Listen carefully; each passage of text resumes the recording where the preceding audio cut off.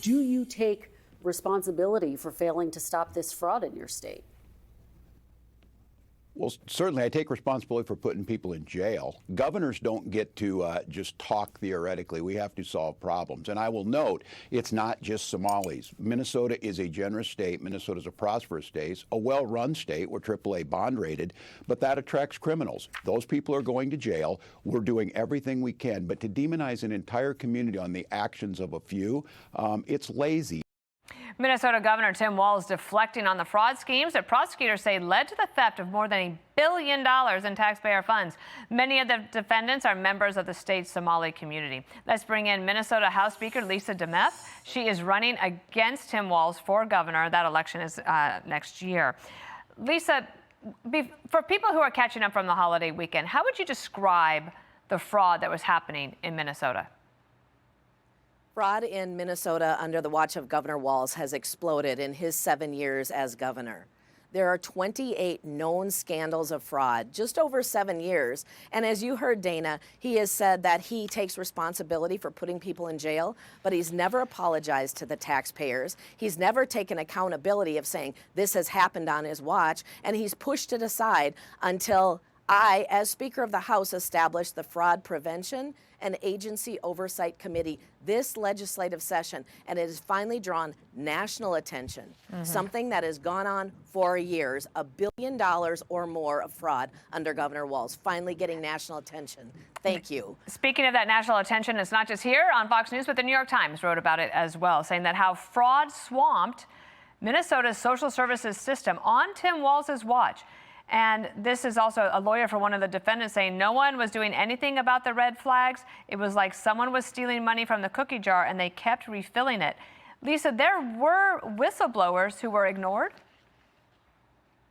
That is what we are hearing. And we did put additional whistleblower protection in during this last legislative session.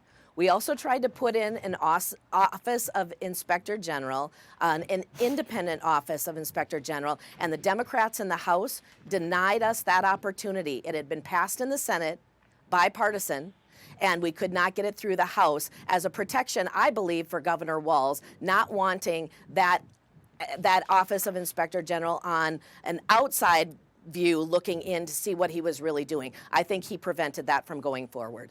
I want to read to you from the White House rapid response reaction saying that Tim Walz on the $1 billion fraud scandal that took place on his watch, I take responsibility for putting people in jail. It's not just Somalis. But they say this, number one, Walz didn't do jack other than let it happen. These are federal cases. And number two, 71 of the 75 people charged are of East African descent. Now, fraud can happen anywhere, under any circumstances, without proper safeguards. But what about this angle here in terms of the concentration of where the fraud was coming from?